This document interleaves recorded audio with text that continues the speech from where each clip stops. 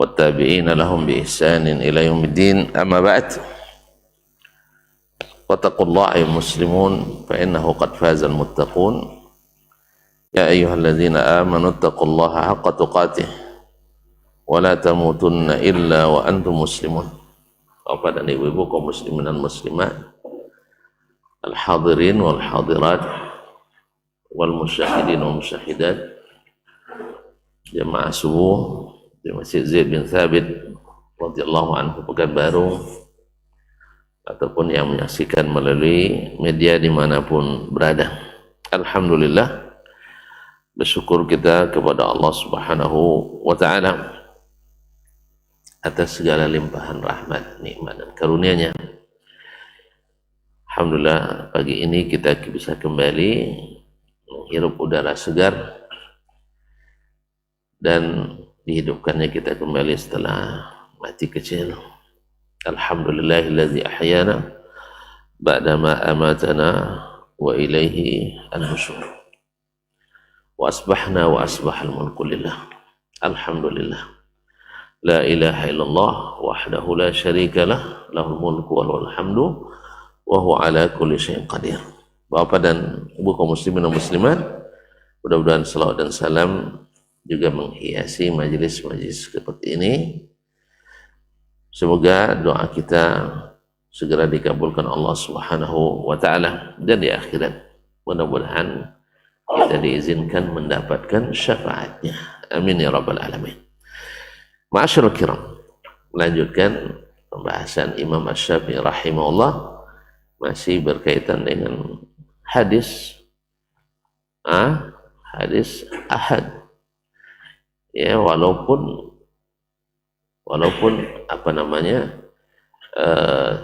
berbeda dengan yang biasa kita yakini, atau yang biasa kita jalani, atau yang biasa kita amalkan. Dan ini sangat penting dipelajari, sebab tidak sedikit orang yang mengaku-ngaku ikut Syafi'i, ya, tapi tidak seperti Imam Asy-Syafi'i rahimahullah. Beberapa hari yang lalu saya mendengar seorang syekh kabir ya, dari tanah Arab sana. Sebenarnya sudah sering saya dengarkan beliau. Memang pakar subuhatnya luar biasa. Yes. Kalau orang dengar, sampai orang kita banyak yang menjadikannya sebagai tameng ya, untuk melegalkan hal-hal yang ilegal dalam Islam. Karena memang ahli seolah-olah memang pakar. Tapi memang memerlukan keahlian yang kelas, kata orang kelas tinggi juga. Dia katakan bahwasanya hadis atau Al-Quran dan hadis tidak boleh langsung diterima kecuali ada legalisasi dari ulama. Subhanallah.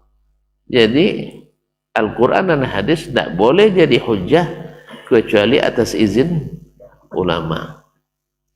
Terbalik, harusnya ulama tak boleh berbicara tentang agama kecuali dapat legalisasi dari Al-Quran dan hadis. Ini terbalik. Alhamdulillah.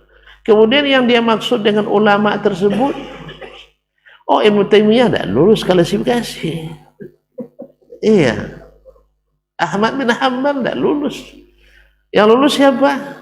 Yang dimaksud adalah ulama al-mutakallimin, al-Asy'ariyah wal Maturidiyah, as-Sufiyah, bahkan Syiah. Jadi ulama yang ahlur ra'i. Ini auzubillah. Nah, sekarang kita lihat, sudah berkali-kali Imam Syafi'i menegaskan, dia ambil contoh dalam pembicaraannya Umar bin Khattab. Kenapa Umar yang dijadikan contoh? Abu Bakar lembut, Utsman pemalu, Ali orangnya nunduk. Kalau Nabi, dia masam jenggot terbakar, itu senang setan. Jadi kata Umar radhiyallahu, kata Nabi kata Imam Asy-Syafi'i rahimahullah, ya, ketika dia menerangkan dalam pembicaraan kita pekan yang lalu, wa kadzalika yalzamun nasa ay yakunu inilah yang harus dilakukan oleh semua manusia. Apa itu?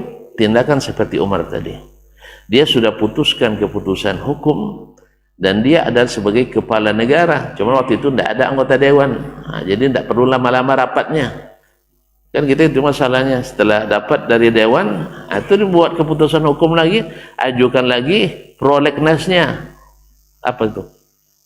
Tak tahu ya. Program legalisasi nasional diajukan lagi, anggaran lagi. Gitu masalahnya. Kecuali untuk dapat bantuan luar negeri, itu boleh dirubah cepat. Ma'asyarul kiram dirahmati Allah SWT.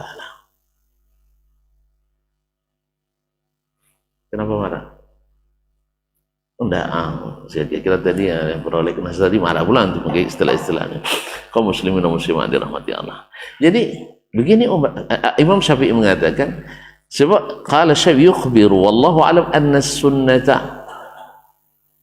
Jadi Umar kata Syafi'i mengabarkan wallahu alam anna sunnah, bahwa sunnah idza kanat mawjudatan, apabila ada bi anna fi nafsi mi'atan minal ibil, bahwa tebusan satu jiwa adalah 100 ekor unta, fala ya'dul janinu ayyakuna hayyan fayakuna fi mi'atan minal ibil, maka bayi yang gugur tadi akibat dari dipukul oleh perempuan tadi tidak lepas dari dua keadaan, yaitu gugurnya dalam keadaan hidup, dalam keadaan hidup, fayakuna fi mi'atin minal ibil. Kalau dia gugur dalam keadaan hidup kemudian mati setelah itu, maka dia sudah sempat menjadi manusia sempurna, maka diatnya sempurna. Au mayitan, atau mati. Kalau mati kan tak ada gunanya lagi. Orang mati, lahirnya mati, ada gunanya? Ada harapan berguna? Tidak ada harapan berguna. Tapi kalau hidup gugurnya dalam keadaan hidup, ada harapan berguna? Ada.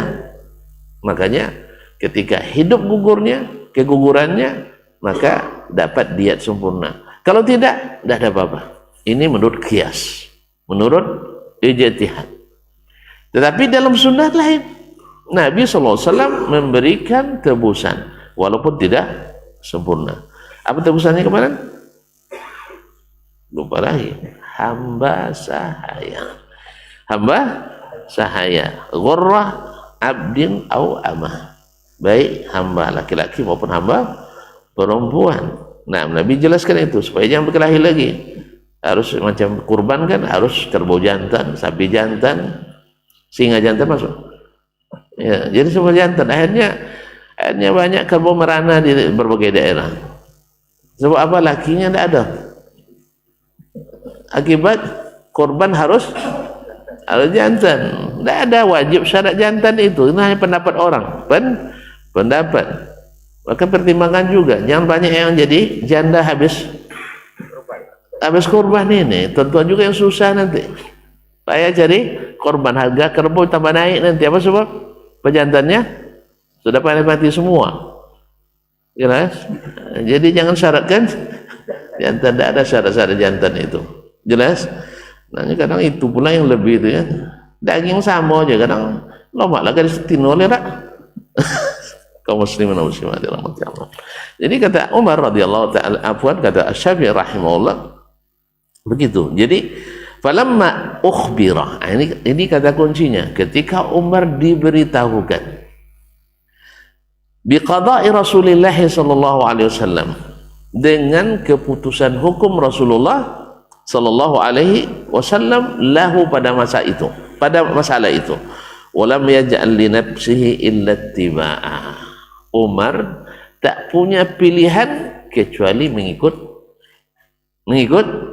Nabi SAW. Lihat, jadi Umar menjadikan perkataan Nabi sebagai pelegalisir keputusannya atau peanulir keputusannya, bukan sebaliknya. Perkataan Nabi ditolak sampai dapat izin ulama. Ini yang masalahnya, yang banyak terbalik-balik.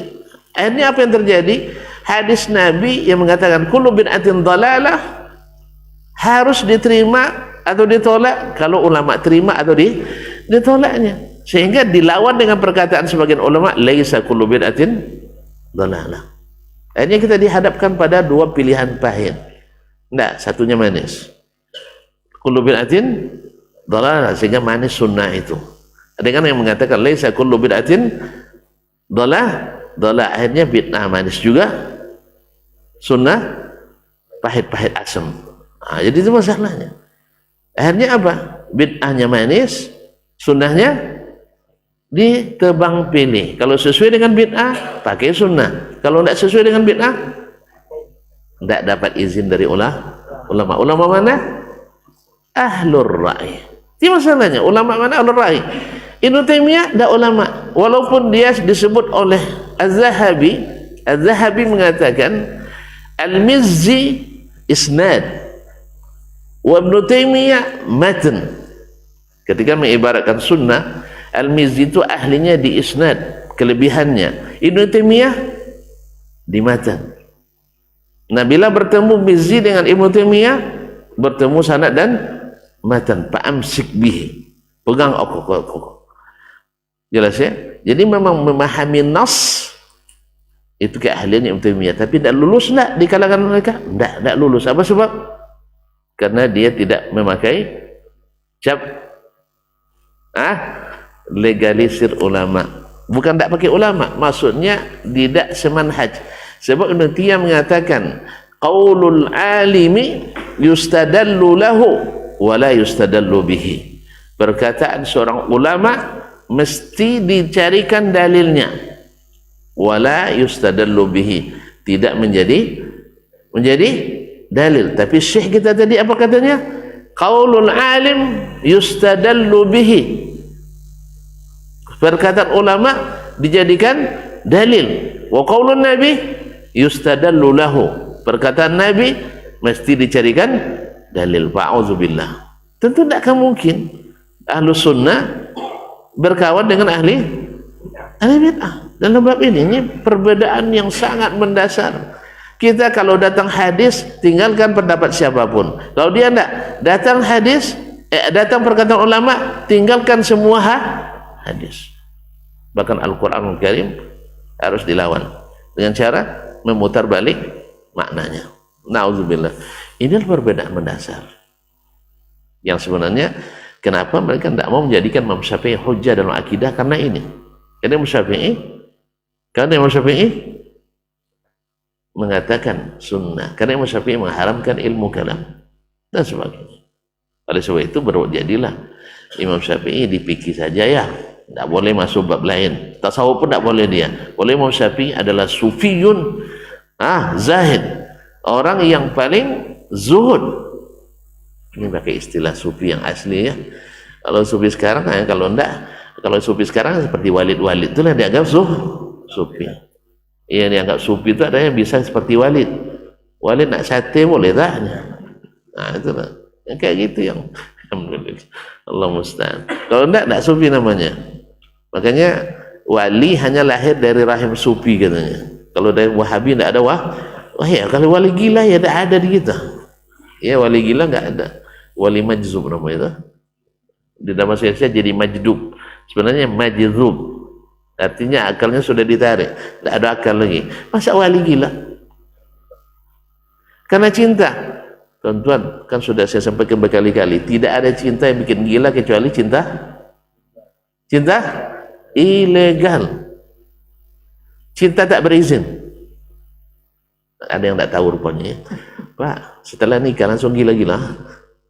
Setelah menikah dengannya, lupa masa indah dulu. Setelah menikah langsung gila. Sampai sekarang tidak ada tergila-gila kan? Karena masih bersamanya. Semoga sampai surga, Pak. Masih malu juga nampaknya. Nah, mohon maaf.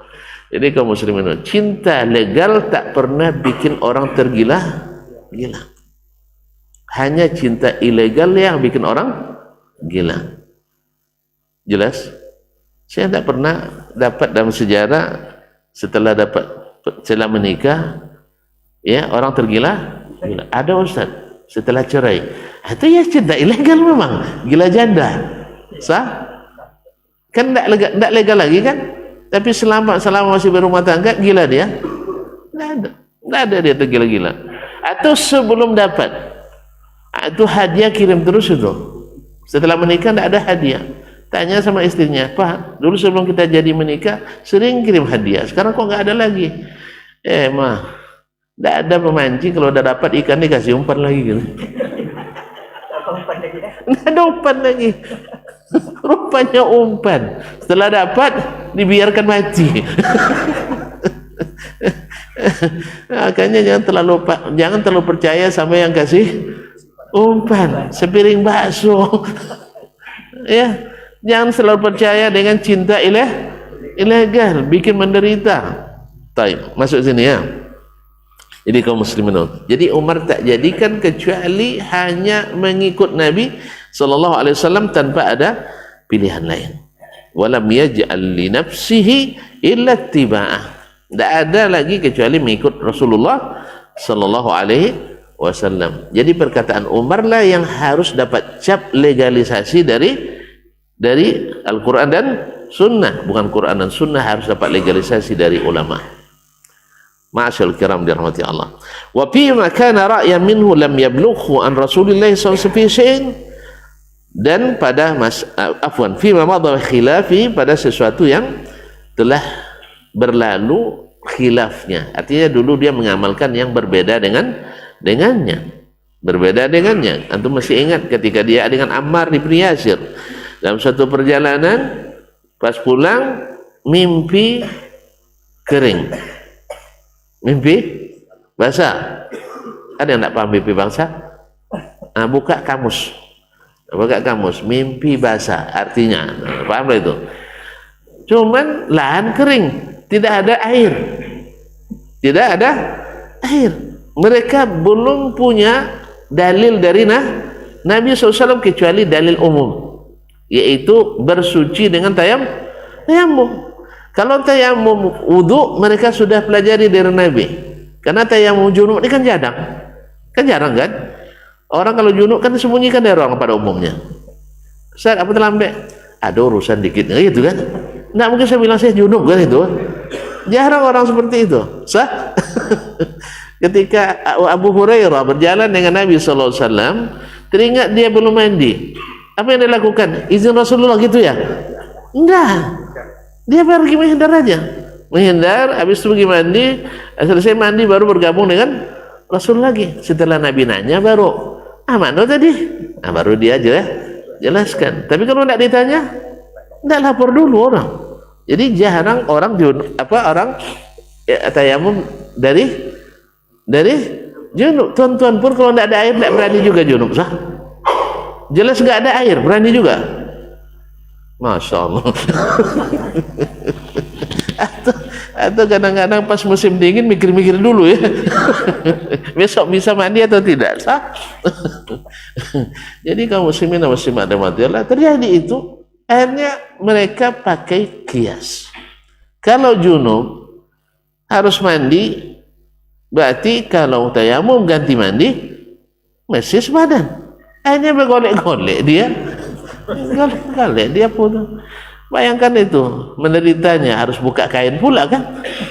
Kan harus sampai ke badan. Kan kiasnya itu. Ya Allah ya Rabbi. Susah kan? Makanya.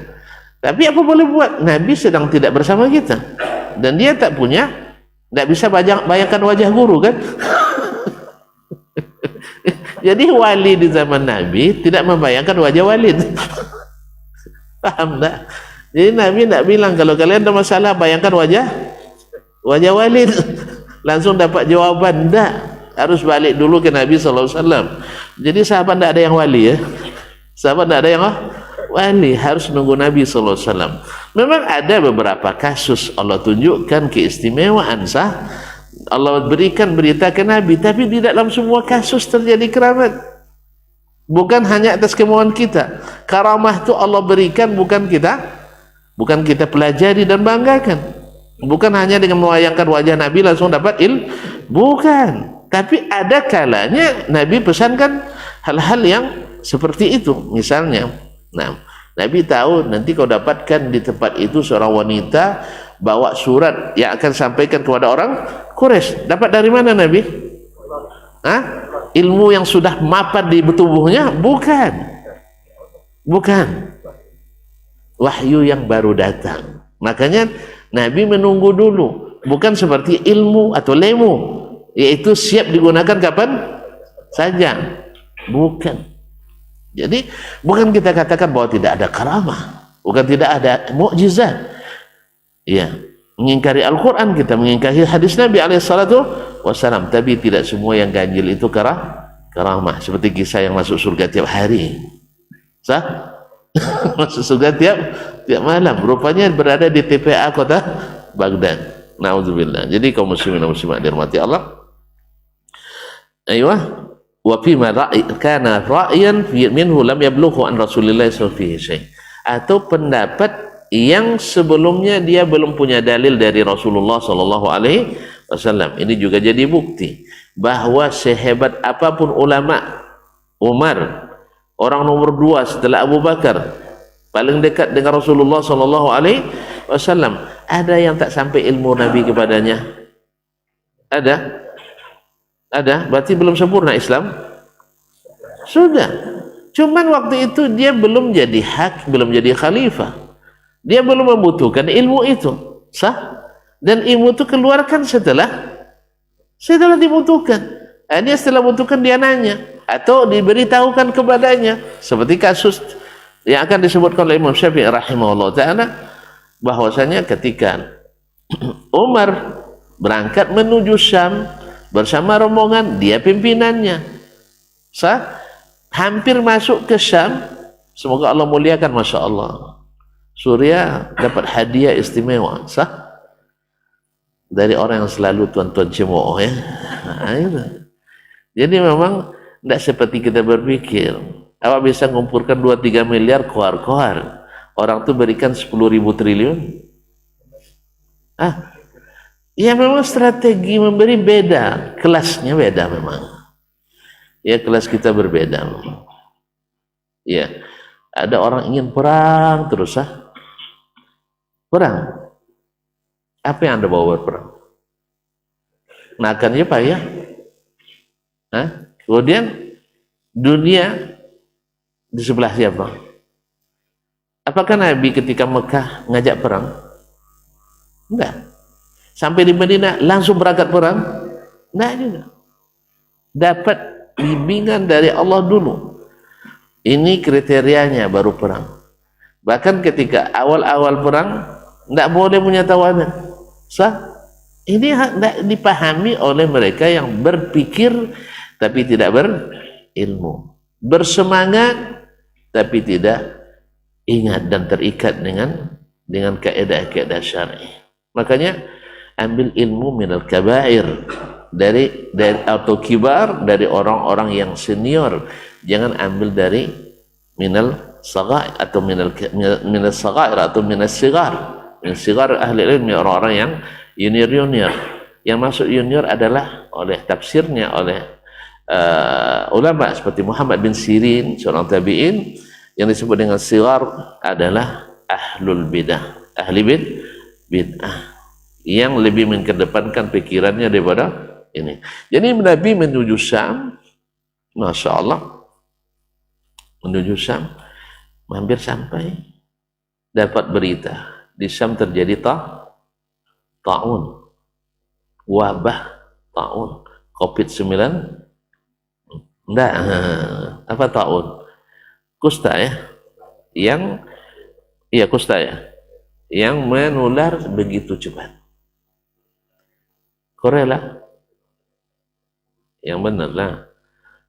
Nah, apa yang penting lah, penyakit, wabah, pandemi, yang sampai 2 gubernur yang sangat mulia di Syam korban. Muaz ibn Jabal, Faqihul Islam, Abu Ubaidah ibnul Jarrah, ya dia wafat di tahun itu, dan banyak sahabat-sahabat yang lain. Akhirnya Umar memerintahkan gubernur Riau, gubernur Mesir, siapa? Amr bin As, salah satu dari 4 duhatul Islam, 4 manusia super cerdas di era Islam, tentu setelah Nabi alaihissalatu wassalam. Amr bin al-As, alhamdulillah, dialah dalam sejarah, kalau Thabit ini seperti kata Bidayah dan Nihaya Al-Ibnu Katsir, orang yang pertama menerapkan social bacalah, saya tidak pandai bahasa Inggris, guru bahasa Inggris tidak bahasa Inggris, nah, distancing, betul ya bacanya? Kalau enggak, betul kan ya? Sebelum nanti didengar oleh orang, nanti dibilang pula saya tidak pandai bahasa Inggris. Nah, saya memang tidak pandai bahasa Inggris, nah. Walaupun lama ngajar bahasa Inggris, ternyata yang saya ajarkan itu grammarnya, bukan bahasanya. Sama juga belajar bahasa Arab di pondok-pondok, ternyata yang diajarkan nahu sorobnya, bukan bahasa Arabnya. Jadi salah nyalakan orang pandai, tapi membetulkan apa tidak betulkan Buya? Nak pandainya Bu ini.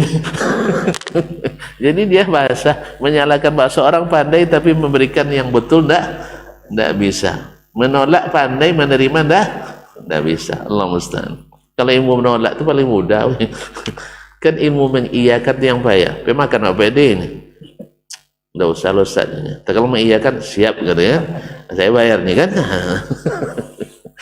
Baiklah kaum muslimin dan muslimat dirahmati Allah. Jadi falamma balaghahu, ketika pendapatnya tidak punya dalil dari Al-Quran dan Sunnah, boleh dipakai pendapat karena memang ijtihad itu dihalalkan. Lakin falamma balaghahu khilafun fi'lihi sara ila Rasulillah, setelah sampai kepadanya sunnah itu berbeda dengan hukumnya, sara ila hukmi Rasulillah sallallahu alaihi wasallam, dia kembali kepada hukum Rasulullah sallallahu alaihi wasallam, wa taraka hukma nafsihi, dan dia tinggalkan hukum yang dia tetapkan sendiri. Kalau kita madu kita kan tak pojak pelin-pelan mah Amirul Mukminin kan enggak, makanya dia buktikan nanti seperti yang kisah berikut ini, nanti dia buktikan, dia cabut keputusan yang baru dia ambil, dan dia punya alasan itu. Sabar sebentar. Wa kadzalika kana fi kulli amrihi, demikianlah tindakan Umar dalam segala urusannya. Wa kadzalika yalzamun nasa yakunu, dan seharusnya inilah yang patut dan wajib dilakukan oleh semua manusia. Maksudnya manusia beriman. Tak mungkin kita melegalkan atau menunggu legalitas dari ulama dulu baru hadis Nabi diterima. Makanya hasilnya apa? Akibat keedah ini, saya dengar lagi sepekan yang lalu, ya ceramah dari seorang, entah saya bilang tak bilang syekh, bagi sorban pula dia. Tak bilang ulama, hafiz Quran pula. Cuman itulah ciri khas ulamanya tidak nampak. Apa itu? Semua hadis Nabi mandul di depannya. Lain yang disuruh, sebaliknya yang dia suruh. Subhanallah, jadi agama menurut dia saja. Agama menurut dia saja. Jadi apa kata Nabi? Yang disuruh sebaliknya. Suruh oleh Nabi memelihara jenggot. Yang dia pahami, wajib cukur jenggot. Disuruh oleh Nabi meninggikan izar, kain sarung. Dia pahami, Nabi menyuruh. Intinya itu, dan itu yang dia laksanakan. Ini dicukur, ini diisbalkan. Disuruh Nabi ini dan itu. Jangan bikin bid'ah. Dia bilang Nabi nyuruh bikin bid'ah. Taib. Kalau kita terapkan seperti yang dia pahami, harusnya Nabi ketika mensuruh syukur jenggot, dilihatnya orang Yahudi berjenggot pada waktu itu sah, misalnya Nabi harus juga cukur jenggotnya. Ada Nabi nyukur, ada sahabat nyukur, tidak ada. Kemudian kalau malah salahnya, kalau sombong saja dilarang, kalau tidak sombong tidak dilarang. Nabi mungkin sombong, cobalah sekali-sekali dia isbalkan, tidak juga. Jadi pemahaman ini memandulkan hadis-hadis. Apa sebab? Karena hadis harus melalui cap legalitas ulama. Kalau tidak dicap oleh ulama, tak boleh. Tapi ulama yang mana? Syafi'i? Bukan. Ahmad? Bukan. Malik? Tidak. Siapa? Al-Baqillani, Ibnu Furak, kalau perlu Az-Zamakhsyari, kalau perlu Khumaini. A'udzubillah. Jadi kaum muslimin dan muslimat dirahmati Allah, aneh bin ajaib pemahaman seperti ini tidak ada di zaman Nabi dan tidak ada di mazhab Imam Syafi'i rahimahullah. Imam Syafi'i justru mengatakan bahwa kalau datang hadis Nabi, hadis lain Nabi jadi hadas, tidak boleh dipakai. Tapi orangnya tidak. Kalau datang perkataan ulama, hadis Nabi wajib disingkirkan. Mungkin kita berkawan macam begini ini? Tidak mungkin. Tidak mungkin. Kita doakan aja lah. Semoga Allah beri dia hidayah. Tapi kalau kita yang tersesat, berdoa juga kita. Semoga Allah tunjukkan jalan yang benar. Rabbana la tuzigh qulubana ba'da idh hadaitana. Ya muqallibal qulub, tsabbit qulubana ala dinik. Nah, tapi kan aneh. Ini perkataan Imam Syafi'i rahimahullah. Wa kadzalika yalzamun nasa yaqulu, ini yang patut dilakukan oleh seluruh umat. Kemudian beliau melanjutkan, akhbarana Malik, telah menceritakan kepada kami Malik. Jadi Imam Syafi'i selalu membuktikan dengan dalil. An Ibnu Syihab, dari Ibnu Syihab. Ibnu Syihab Imam Az-Zuhri yang pertama mengumpulkan hadis secara besar-besaran atas perintah Amirul Mukminin Umar bin Abdul Aziz. Nah, an Salim, dari Salim bin Abdullah ibn Umar bin Al-Khattab radhiyallahu ta'ala anna Umar bin Al-Khattab innama raja'a bin nasi an khabari Abdurrahman ibn Auf, bahwa Umar bin Al-Khattab radhiyallahu anhu kembali membawa rombongan pulang ke Madinah karena ada hadis yang disampaikan oleh Abdurrahman ibn Auf. Ini riwayat memang mursal karena Salim tidak bertemu dengan datuknya Umar bin Khattab, tetapi riwayat ini sahih dari jalur lain seperti dijelaskan oleh Imam Syafi'i dalam kitabnya yang lain dalam Al-Lum. Ma'asyiral kiram dirahmati Allah SWT, apa dalam ikhtilaful hadis. Qala Asy-Syafi'i, berkata Asy-Syafi'i, yakni hina kharaja ila Syam, itu ketika beliau pergi ke Syam bersama kaum muslimin dari Madinah. Fabalaghahu wuqu'ut ta'un biha, sampai di tengah jalan, dah hampir sampai, dia dapat berita Syam sedang dilanda pandemi ta'un. Pertama Umar radhiyallahu anhu bersikeras melanjutkan, karena dia orangnya kan berani. Nah, masa kita takut sama penyakit? Kalau kita ditakdirkan kena, ditakdirkan tidak. Dan itu orang yang berani memang siap dengan segala risiko. Sah. Seperti kita kemarin banyak yang berani melawan COVID-19, disuruh social distancing tidak mau, suruh pakai APD tidak mau, suruh protokoler tidak mau. Sah. Ada yang lewat. Kita kan hanya penyakit flu biasa katanya. Kalau flu biasa, tidakkanlah sedunia setipu saya. Masa sedunia mau ditipu kan? Sah? Masa ulama-ulama besar tertipu oleh fatwa-fatwa seperti ini?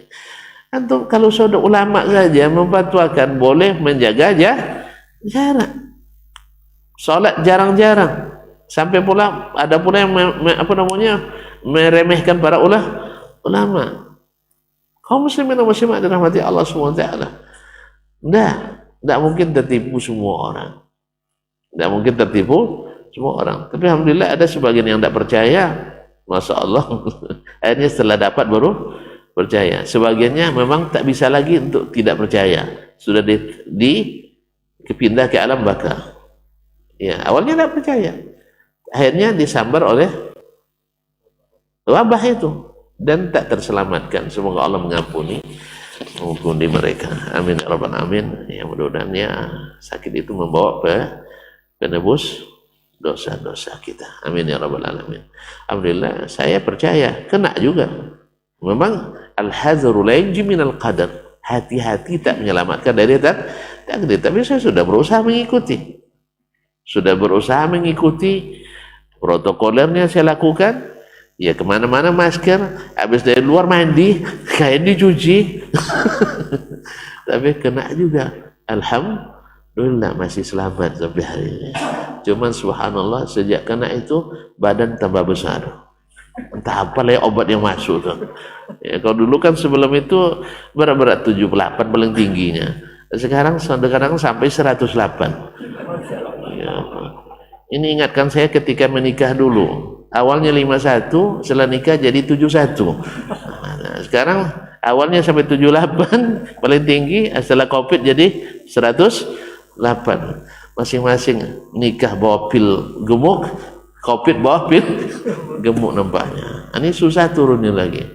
Kayaknya saya harus merantau dulu, jauh-jauh dulu nampaknya. Kemarin ke Jakarta turun lumayan 3 kilo. Nah, bang. Jadi saya merantau lagi ya 2 pekan lagi ya, biar turun lagi 3 kilo. Allah musta'an. Jadi kaum muslimin dan muslimat dirahmati Allah. Jadi Umar radhiyallahu mengatakan enggak, kita lanjut. Tapi setelah disampaikan oleh Abdurrahman, wallahi la sami'tu, demi Allah saya mendengar Rasulullah sallallahu alaihi wasallam bersabda, "Na'am, tentang ta'un, idza kana bi ardi qaumin wa antum fiha fala takhruju minha." Kalau seandainya terjadi di suatu tempat, kalian berada di situ, jangan keluar. Nah, memang resiko. Kenapa berada di situ? Supaya apa? Orang lain terselamatkan. Wa idza kana bi ardi qaumin walastum fiha, tapi bila terjadi suatu tempat kamu tak sedang berada di situ, fala tadkhuluha, jangan masuk. Jelas perintah Nabi? Jelas? Perlu takwil lagi? Ahlu takwil bisa ditakwilkan lagi itu. Sah? Itu zaman Nabi itu tidak ada alat APD. Terus sekarang ada APD, ada masker, masuk aja. Kan itu masalahnya. Orang-orang mengaji kadang dalam bab ini pada jadi ahli takwil juga. Kan ya? Kadang-kadang masalah binti kalau ahli mengaji pun pada jadi ahli takwil juga. Jadi oleh itu kaum muslimin dan muslimat, jelas perintahnya. Bila terjadi di Bangkinang, orang Pekan jangan ke sana, dan orang Bangkinang jangan keluar ke Pekanbaru. Jelas. Tidak ada kata Nabi kalau kalian bisa melindungi diri keluarlah, masuklah. Ada berita itu? Kalau udah temu obat-obat modern nanti, jelas perintahnya. Berarti kalian tekstualis ya, biarlah tekstualis tapi taat, daripada kontekstualis tapi tidak taat, melawan. Coba yang melawan yang selamat atau yang taat? Yang taat. Baik di dunia maupun di akhirat. Nak digelar tekstualis tidak apa-apa lah, digelar nak gunakan akal tidak apa-apa lah. Karena memang yang selamat itu adalah orang yang tidak menggunakan. Nah, yang selalu tak selamat dan terlaknat itu yang selalu menggunakan akal, tidak mau dengar perintah Allah. Siapa yang pertama? Iblis. Dengan akalnya dia tolak perintah Allah. Siapa yang kedua? Fir'aun. Jauh sekali lompatnya. Iyalah, tidak ada apa. Fir'aun. Jauh yang kan. Dia gunakan akal, sah? Dia selamat? Enggak. Yang ketiga? Langsung ke Abu Jahal. Pokoknya semua yang menolak dalil dengan akal tak selamat. Sah? Tu percaya tuan-tuan bahwa Abu Bakar tidak cerdas? Percaya tuan-tuan Abu Bakar tidak mencerna perintah? Tidak paham? Tidak. Berarti Abu Bakar tekstualis tapi paham. Sah? Abu Jahal kontekstualis tapi tidak paham. Gimana? Mau jadi tekstualis yang paham atau kontekstualis yang salah paham? Saya pilih saya jadi tekstualis. Karena istilah tekstualis, kontekstualis ini bukan lahir dari rahim Islam, lahir dari rahim orang-orang yang mengingkari Islam. Dari pemikiran-pemikiran orang non-Muslim diadopsi oleh orang Islam, sehingga bangga dengan istilah tekstualis, kontekstualis, ya, eksklusif, inklusif, futuristik. Akhirnya habis diobok-obok istilah-istilah Islam, mengeluarkan dari pemahaman yang asal. Nasallallahu alaihi wasallam. Umar enggak, dia enggak banyak takwil lagi. Dia katakan sami'na wa ata'na. Serta merta dia cabut. Ternyata memang mencabut keputusan itu tidak semudah membalik telapak tangan. Ada yang setuju, ada yang tidak setuju. Karena sudah terlanjur tadi ikut pemahaman Walid misalnya, walaupun dah jelas Walid itu menyimpang, tidak akan langsung serta merta ikut kepada rujuknya sang guru. Kita perhatikan, ya, misalnya Imam Abul Hasan Al-Asy'ari rujuk ke mazhab salaf, sah? Pengikut Asy'ariyah mau ikut? Mau ikut? Kenapa enggak? Sudah terlanjur menerima keyakinan itu. Nah, jadi kaum muslimin dan muslimat, kita lihat orang-orang pembesar aliran sesat hari ini, misalnya masuk Islam dengan kebenaran Islam, pengikutnya yang dulu mengeluh-elukan dia mengikuti pimpinannya? Enggak. Sahih? Saya mengenal beberapa orang yang dari aliran menyimpang, dia dulu yang paling nomor satu di situ di kampungnya, tapi setelah ikut kajian sunnah ya, ikut pemahaman Imam Syafi'i, itulah pemahaman Imam Syafi'i, bila bertentangan amaliyahnya dengan hadis Nabi, dia tinggalkan amaliyahnya. Jelas enggak? Kalau ada musibah kesulitan, bayangkan wajah Walid, itu ajarannya dulu yang diamalkan. Enggak pernah dah. Saya dapat petua dulu macam itunya. Belum dapat dia. Berarti itu masih tingkat rendah ilmu nampaknya. Oh Tuhan, nanti kalau di jalan, bayangkan wajah Walid nanti akan guru akan memberikan sesuatu. Jadi kaum muslimin dan muslimat mati Allah, la ilaha illallah Muhammadur Rasulullah. Jadi Imam Syafi'i mengajarkan untuk meninggalkan kebiasaan. Lalu orang ini karena masuk ke dalam hatinya kaji, wa may yuridillahu ayyahdiyahu yashrah sadrahu lil Islam. Orang yang Allah berikan ingin dapat hidayah, Allah lapangkan hati menerima apapun yang datang dari Islam. Dan Islam itu tak datang kecuali dengan dua, Al-Quran dan Sunnah. Orang yang Allah inginkan hidayah baginya, lapang hatinya menerima sunnah. Selapang Abu Bakar dulu, dia tidak perlu pikir panjang. Sebab yang disuruh bukan berpikir panjang, yang disuruh adalah mencatat amalan panjang untuk kehidupan yang lebih panjang, bukan berpikir panjang. Orang pemikir jarang bekerja. Sah? Siapa yang pemikir banyak kerja atau banyak berdebat? La ilaha illallah. Ada nanya, apa karya fenomenal dari Aristoteles yang dikenal dengan bapak pemikir dunia? Nah, tunjukkan apa karyanya yang bermanfaat bagi umat manusia. Nah, bingung tuh jawabnya tidak ada. Menyebabkan orang pandai berpikir secara sistematis katanya. Kalau berpikir tanpa Aristoteles, sama pandai juga pikirnya. Ayah saya tidak pandai, tidak baca-baca kita Aristoteles, pandai pikir. Sah? Pandai dia berpikir. Makanya setelah saya besar ketemu dengan teman-teman lamanya, saya dapatkan ayah saya ternyata cerdas. Asal dia sampai, kamu anak siapa? Anak si Fulan. Kamu di mana? Anak siapa? Sebutkan ayah saya. Subhanallah, susah cari orang seperti ayah kamu. Jahat ayah saya bilang, bukan. Satu, tidak pernah marah. Maka saya pernah juga marah. Dia dengan kawan-kawannya tidak pandai marah. Bukan tidak tersinggung. Ini beda, tersinggung. Paham tak? Awak kalau sakit orang tersinggung kan? Tapi belum tersinggung lah, buat orang lebih duluan tersinggung. Enggak, dia tidak pandai marah. Dua, kalau berhutang cepat dibayar, kalah juga awak berhutang lambat di karena utang awak banyak, utang dia sedikit, itu masalahnya. Ketiga, bila menimbang karena dia jualan ikan kering dulu, ya, ikan salai, kan mahal kan, bukan maco. Nah, ya, jadi kalau menimbang selalu diberatkan untuk pembeli. Masya Allah, cerdas tak?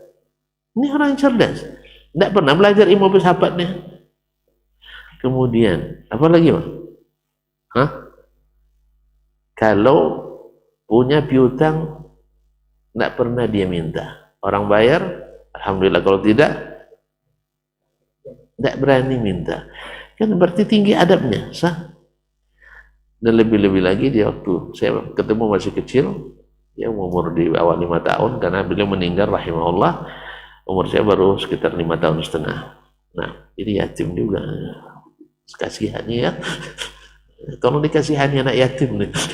Nah, ini kaum muslimin dan muslimat dirahmati Allah SWT. Apa itu? Beliau kalau nyuruh kami mengerjakan sesuatu, tidak pernah berjanji, tapi selalu memberi. Ini beda. Awak janji terus ya, rajin kerja ya, besok dibawa jalan-jalan katanya. Lah 2 tahun dah ada jalan. Sah? Dapat THR anak-anak tuh, sini bapak simpan atau Umi simpan, investasi bodong kata orang. Nah, apa 200.000 baliknya 20.000.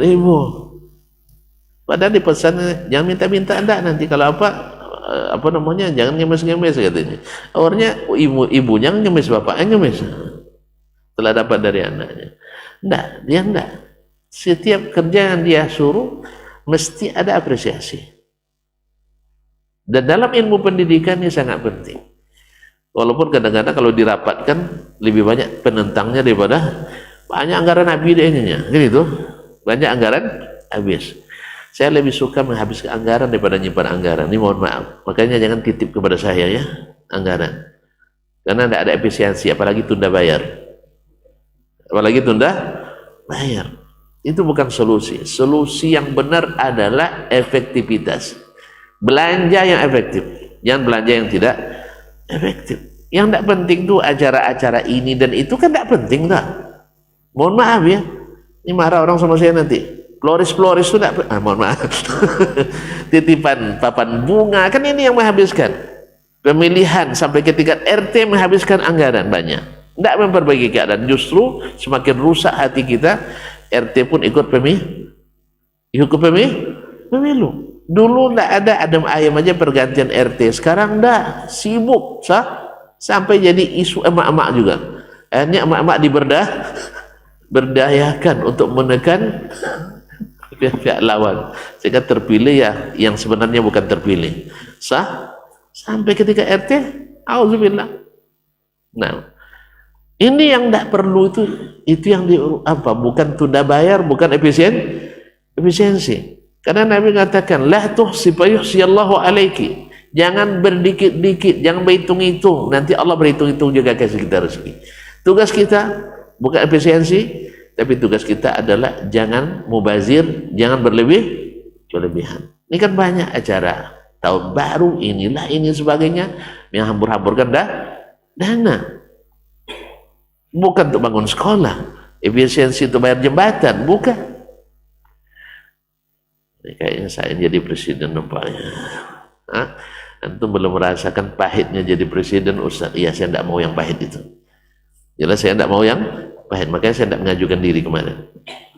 Kan saya sudah bilang, selama masih ada yang maju, saya tidak akan maju. Tapi kalau sudah angkat tangan semuanya, didorong saya mau. Jelas? Kan tidak ada kan, makanya saya berani ngomong begini ya. Makanya berani ngomong. Kalau sempat sudah tidak ada yang mau maju lagi, saya tidak berani juga ngomong gitu. Ngeri. Nah, sebab tanggung jawabnya dunia akhirat itu berat. Dunia akhirat berat. Semoga kita tidak diuji dengan yang berat-berat. Nah, kaum muslimin dan muslimat dirahmati Allah. Jadi Umar serta-merta mencabut keputusan. Ada yang protes. Ana firru min qadarillah. Ya Amirul Mu'minin, kita lari dari takdir Allah. Kata Umar, na'am, nafirru min qadarillah ila qadarillah. kita lari dari takdir Allah. Kalau masuk kena penyakit kepada takdir Allah yang lain, yaitu tidak masuk karena ikut perintah nabinya, selamat dari penyakit, selamat dari wabah tadi. Kan takdir juga kan. Makanya ya dalam mempelajari takdir, kita itu musayyar wa mukhayyar. Apa makna musayyar? Ikut ketentuan Allah. Wa mukhayyar, tapi kita diberi kebebasan antara ikut dengan tidak. Maksudnya bisa memilih mana yang terbaik yang Allah tunjukkan. Makanya ada Allah menunjukkan jalan terbaik. Wa hadainahun najdain. Nah, siapa yang ngambil yang baik, hasilnya insya Allah baik. Dan semua itu ditakdirkan Allah Subhanahu wa taala untuk kita. Qala Syafi'i, yakni hina kharaja ila Syam balaghu qutta'un biha, yaitu hadis Abdurrahman bin, siapa kasih tahu kepadanya? Abdurrahman bin Auf. Dan ini juga hikmah bagi kita bahwa ulama adalah sebagai pewaris Nabi, dan pewaris Nabi yang dibawanya dari Nabi, bukan dari Aristoteles, bukan pemikiran Socrates, Plato. Tapi kalau dibawanya pemikiran Aristoteles, bukan pewaris Nabi alaihissalatu wassalam.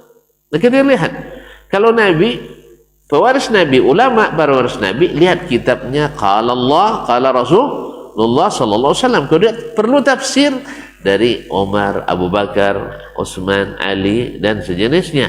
Bukan perkataan Syekh Fulan yang tak jelas di mana belajarnya. Ini buku akidah ada sunnah, tapi isinya tidak ada sunnah. Di mana kita mengatakan? Coba kita lihat sunnah Imam Ahmad, isinya sunnah semua. As-Sunnah Ibnu Abi Asim, sunnah isi semua. Coba antum baca kitab-kitab akidah seperti Al-Luma' misalnya, berapa sunnah di dalamnya? Semuanya perdebatan si fulan, si Adlan berkata fulan kalau begini mesti begitu. Semuanya rumus logika. Yang kadang-kadang saya lihat adalah logika-logika sakit. Sebab apa? Pakai metodologi kuno. Metodologi kuno Aristoteles. Yaitu kalau di atas mesti bertempat. Kan dah kuno ini. Berapa banyak barang di atas tidak menempati yang di bawahnya. Kalau di atas aras mesti berjisim, mesti berbatang tubuh. Berapa banyak sesuatu di sesuatu tidak menempati dan tidak berbatang tubuh. Makanya tadi kuno, maka jangan pakai yang kuno. Kita zaman modern. Di zaman Nabi sudah mengalahkan cara berpikir kuno tadi. Cuma masalahnya tadi, orang tidak berilmu lalu dapat sesuatu yang baru, dikiranya itu ilmu. Itu masalahnya. Lebih mahal lagi ilmu filsafat di matanya daripada ilmu Al-Quran dan Sunnah. Maka jangan heran kalau dia bilang, kalau saya disuruh memilih antara Wahabi dengan Syiah, saya lebih memilih Syiah. Subhanallah. Antum disuruh memilih kotoran dengan memilih intan mutiara, antum pilih kotoran memang karena pikiran antum kok kotor. Syiah mengkafirkan sahabat, Wahabi memuliakan sahabat. Syiah mengatakan wafat Nabi murtad seluruh sahabat kecuali 5. Masuk Abu Bakar? Enggak. Masuk yang murtad. Tuh antum bilang Syiah lebih bagus daripada Wahabi. Syiah masuk kemanapun bikin perang. Makanya orang-orang yang terendus Syiah ingin perang terus di teluk itu. Ya, sekarang kan dengan kekuatan baru ini yang insya Allah membuat Suriah punya nasib yang lebih jelas ke depan. Kemudian diusahakan untuk di Palestina, bagi orang yang ingin perang, antek-antek Syiah, antek-antek liberal tidak setuju ini. Makanya adem aja, tidak ada komentar kan, mereka sedang kecewa berat karena umat melihat sesuatu yang positif, mereka menganggapnya sebagai sesuatu yang negatif. Sebab kalau berhenti perang di Timur Tengah, Iran tidak punya peran lagi, karena mereka sasarannya adalah al-haramain syarifain, Makkah dan Madinah. Makkah dan Madinah siapa yang pelihara sekarang? Allah jadikan, ya Allah memang, cuman di bawah siapa? Arab Saudi. Maka di forum-forum besar orang Syiah mengatakan penghalang utama adalah Arab Saudi. Dan Arab Saudi, masya Allah, bukan hanya pengaruhnya di Timur Tengah, tapi sampai ke Amerika. Ya kan Trump perlu dana, yang dia nak cari 500 miliar dolar. Nah, sekarang Saudi dah bukakan 142, banyak lah. Berapa? APBN 5 tahun kita. Apa nak bawa sini ya? Sini kalau bawa sini banyak hilang PT, itu masalahnya. Ya sampai sini banyak yang hilang. Hah? Karena tidak ada kejelasan hukum. Tidak ada kejelasan hukum. Banyak yang sudah mencoba investasi dari Arab di negeri kita, tidak ada jaminan keselamatan hukum, itu masalahnya. Ya, tak karena hukumnya lemah, tak penegak hukumnya yang tidak kuat, atau dua-duanya. Allah musta'an. Berdoa banyak-banyak. Kenapa tidak kuat? Karena memang semuanya pakai logika, pakai rasa. Tidak mau patuh pada dalil. Tentu kalau tidak patuh pada dalil Al-Quran dan hadis saja dipelintir, apalagi hukum aturan manusia. Itu masalahnya. Beda kalau seburuk-buruknya orang Arab itu, kaum muslimin, kan saya ceritakan ke antum, masih menjaga sholat. Awak setaat-taatnya sholat tak joleh gitu. Sah? Paham tak? Ketika sholat datang, berhenti semua kegiatan. Kalau kita di pusat-pusat agama saja tidak berhenti kegiatan. Masalahnya orang kita sudah tidak sholat, bikin maksiat. Mereka bikin maksiat tapi tetap bagus enggak ya? Mana yang bagus? Tidak ada yang bagus, Pak. Tapi kan yang buat itu kan bukan syekh-syekhnya, tapi orang-orang ya biasalah, ya orang yang apa namanya ahli maksiat itu di mana-mana ada. Cuma kalau di persentase mana yang lebih banyak di kita pada mereka? Cari aja koran The Crime Story, atau akan tahu bahwa koran Crime Story lebih banyak isinya di Indonesia daripada di Arab Saudi. Crime Story itu kan apa artinya? Cerita kriminal, kan itu?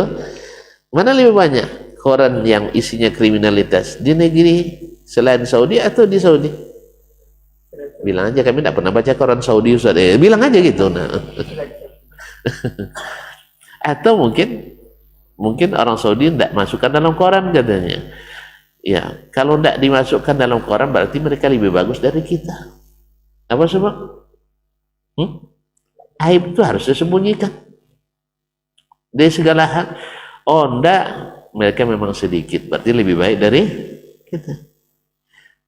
Makanya terbukti mereka negeri paling aman di dunia.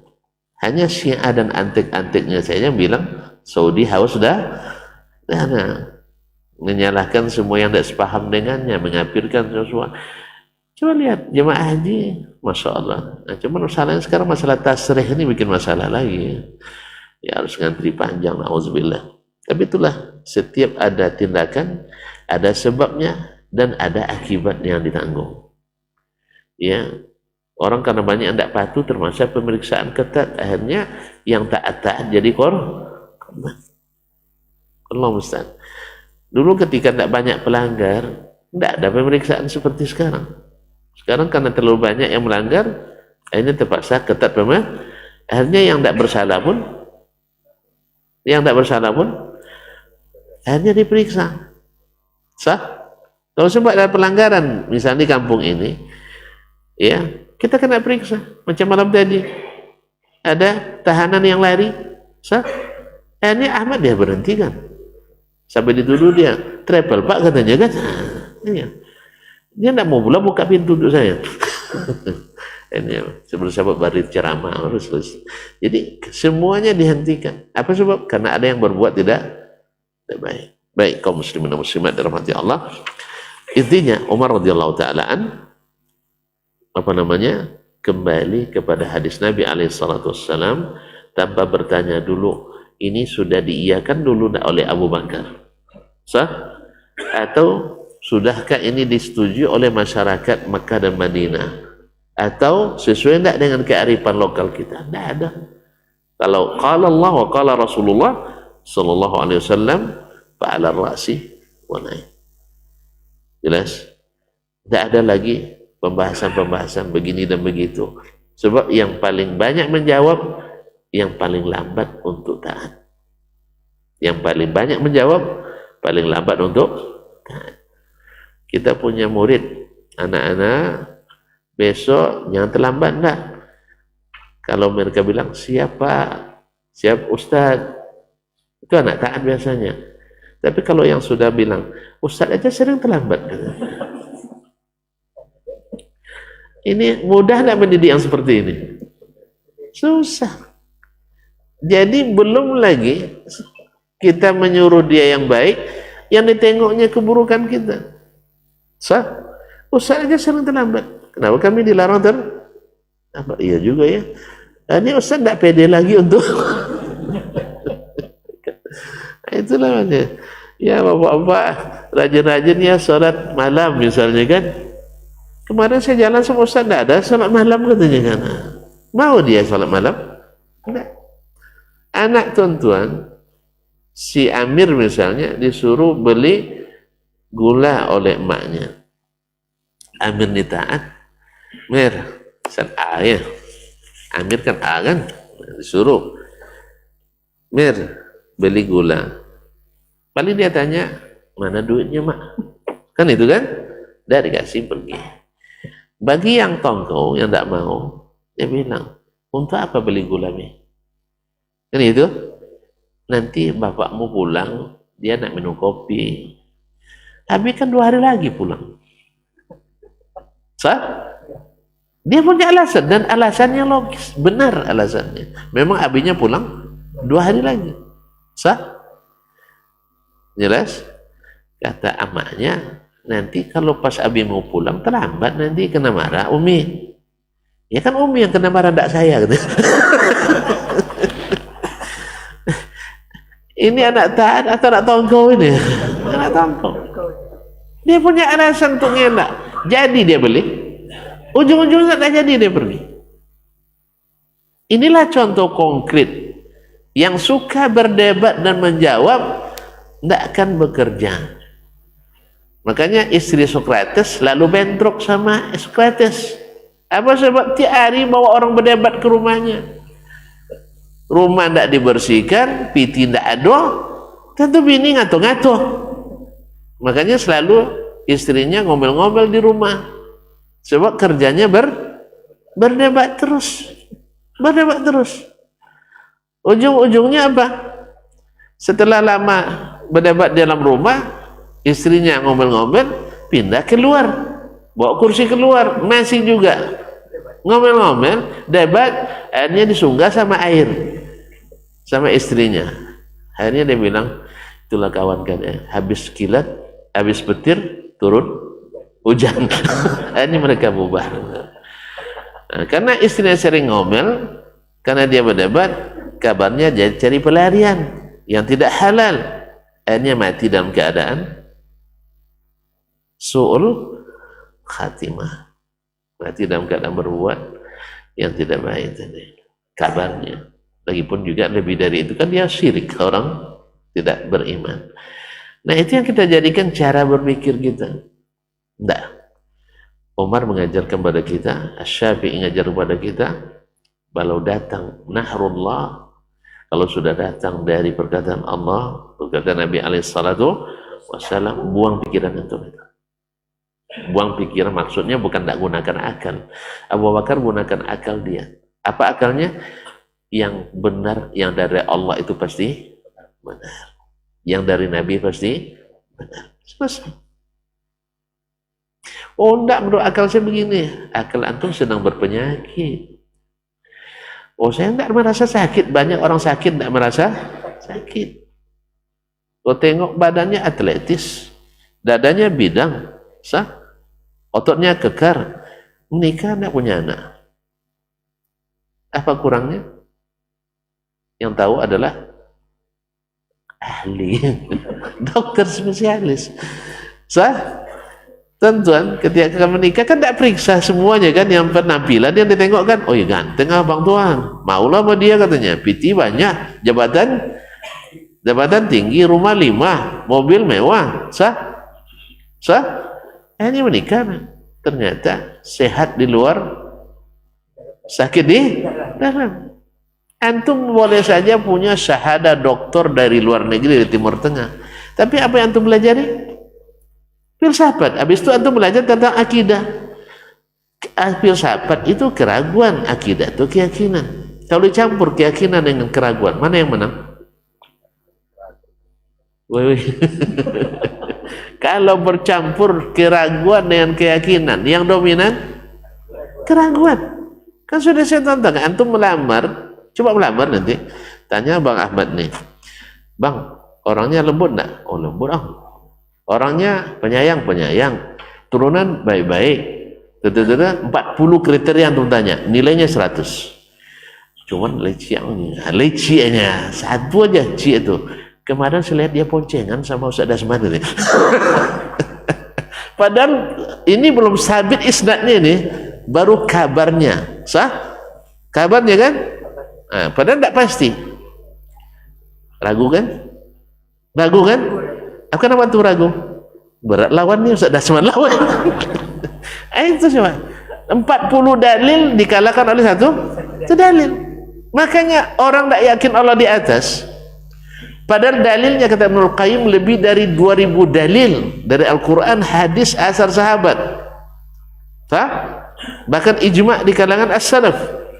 Gara-gara Allahu mawjudun bila makan, hadis palsu, kalah 2000 dalil lebih. Apa sebab? Ragu itu dominan. Maka jangan berpaling kepada yang meragukan. Maka dilarang oleh Nabi dekat-dekat dengan subuhat. Hilang halal, hilang haram yang jelas gara-gara subuhat. Makanya biar dokter akidah, dokter luar negeri, tapi tengok dokter apa dulu. Kalau dokter sahabat dia bukan ahli akidah dia. Karena akidah itu keyakinan, filsafat itu keraguan dan kebimbangan. Makanya kalau dia bawa belajar akidah melalui filsafat, ujungnya ragu. Seluruh ahli filsafat pasti meragukan informasi dari Allah Subhanahu wa Ta'ala. Lihat, Mu'tazilah aliran filsafat, Jahmiyah aliran filsafat, Al-Kullabiyah aliran filsafat, Al-Qadariyah aliran filsafat, Syiah aliran filsafat, Multakallimin, Asy'ariyah, Maturidiyah aliran filsafat. Makanya mereka sedikit saja yang yakin dengan dalil-dalil Al-Quran dan hadis yang menurutnya diterima oleh pemikiran. Semua tidak diterima, dihilangkan. Allah musta'an. Mohon maaf ya, terlalu panjang. Belum terang loh. Kan biasanya sudah terang baru keluar, sekarang belum terang. Kita lanjutkan saja ke rumah masing-masing. Terima kasih dan mohon maaf. Wabillahi taufiq wal hidayah. Wallahu taala alam. Wassallallahu ala nabiyyina Muhammad wasallam. Wassalamualaikum warahmatullahi wabarakatuh.